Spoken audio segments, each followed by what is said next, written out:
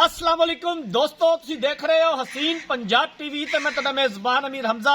दोस्तों, सब तो पहले अपने चैनल हसीन पंजाब टीवी ਨੂੰ करो सबसक्राइब ते नाल लगे बैल दा बटन दबाओ ताकि साडी हर नई आने वाली वीडियो साडे वीरां तक आसानी नाल पहुंच सके और तुसी वो वीडियो देखो सब तो पहले।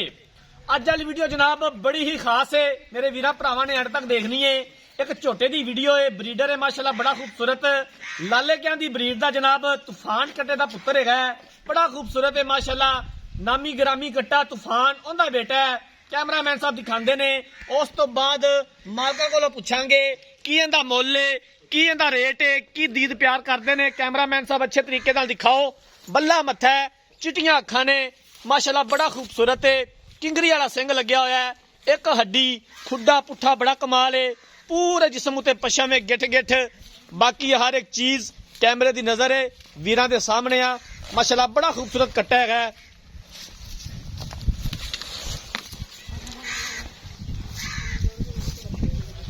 धुनी कोड़ी तो बिल्कुल साफ है, गोडियां उत्ते भी पशम हैगी है। प्योर नीली दा आरफ वाला लोकेशन है। आरफ वाले तो 10 तो 12 किलोमीटर के फासले ते छोटा खलोता है। भाईजान खोल के टोरिया जे, इन 2-4 कदम टोरिया जे। माशाल्लाह कद बड़ा झोटे दा। बाकी मालका को पूरी डिटेल लवांगे कि मूंह किवें हैगा। एक हड्डी माशाल्लाह बरीक पुछल है झोटे दी। पूरे यार ने जनाब झोटे दे विच कोई शक ही नहीं हैगा किसी गल विच।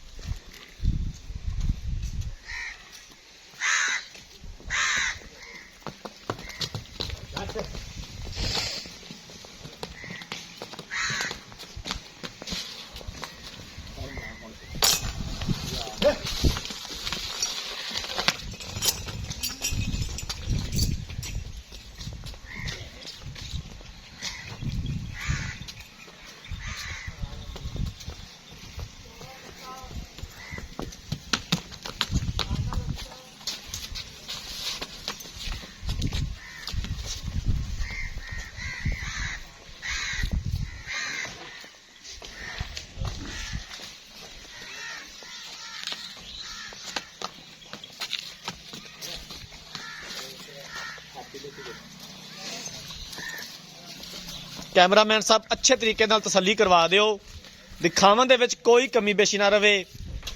बाकी लेने देने मुकद्दर ने। वीडियो मेरे वीरां भरावां ने एंड तक देखनी है। वीडियो नूं लाइक ते शेयर जरूर करना है, साडी खसूसी रिक्वेस्ट है। वर्क करीदा है अपने वीरां भरावां वास्ते, मेहनत करी दी है कि अच्छे तो अच्छा जानवर अपने वीरां भरावां नूं दिखाइए।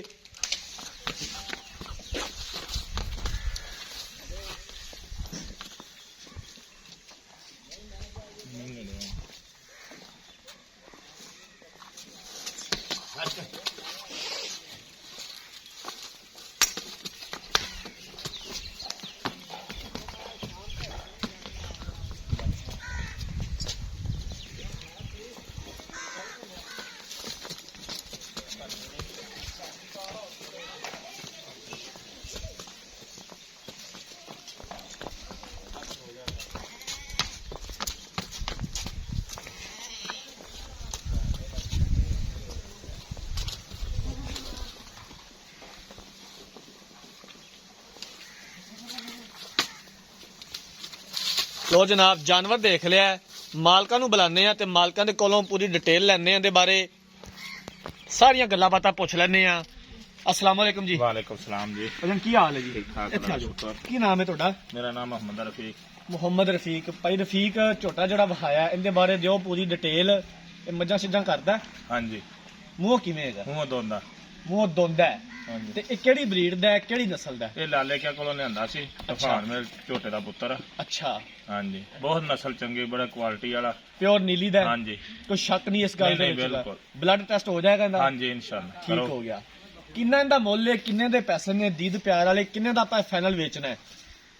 ਉਹਨਾਂ ਕੋਲੋਂ ਅਸੀਂ ਕਦੋਂ ਲਿਆਂਦਾ ਨਾ, ਜੀ। ਮੈਂ ਸਵਾ ਕਮਾਂਦਾ ਸੀਗਾ अच्छा ਤੇ ਅਸੀਂ 80000 ਰੁਪਏ ਦਾ ਲਿਆਂਦਾ ਸੀ। अच्छा ਤੇ ਹੁਣ ਅਸੀਂ ਇਹਨਾਂ ਤੋਂ ਮੱਝਾਂ ਕਰਵਾ ਲੀਆਂ ਗਈਆਂ। ਦੂਸਰਾ ਕੱਟਾ ਤਿਆਰ ਹੋ ਗਿਆ, ਇਹ ਹੁਣ ਵੇਚਣਾ ਅਸੀਂ ਤੇ ਇਹਦਾ ਸਿਰਫ ਮਹਿਫੂਜ਼ ਜਿਹਾ ਰੇਟ ਆ ਕਿ 2 ਲੱਖ ਰੁਪਏ।